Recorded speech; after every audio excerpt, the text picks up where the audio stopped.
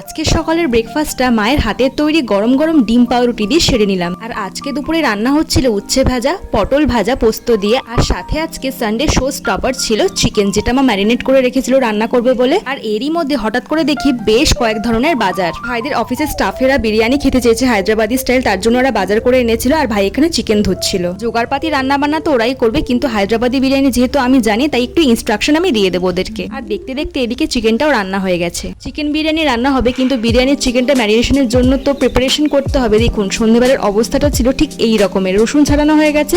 রাত 9টার মধ্যে আমাদের সমস্ত কিছু কমপ্লিট হয়ে গেছিল চিকেন ম্যারিনেশনের জন্য। মা এখানে বেরেস্তা করছিল, আদা রসুন পেস্টও হয়ে গেছে। আর এটা হচ্ছে ধনেপাতার পুদিনা পাতা, যেটা হচ্ছে মেইন উপকরণ হায়দ্রাবাদি চিকেন দম বিরিয়ানি তৈরি করার জন্য। এবার ভাই এই চিকেনটাকে সমস্ত উপকরণ এবং মশলা দিয়ে মাখিয়ে ফ্রিজে রেখে দেবে ওভারনাইট। বিরিয়ানি তৈরির 80% কাজ শেষ হওয়ার পর এবার বসে পড়লাম রাতে মাংস ভাত দিয়ে ডিনার করতে। আমরা খেতে থাকি আর আপনারা সাবস্ক্রাইব করে দিন।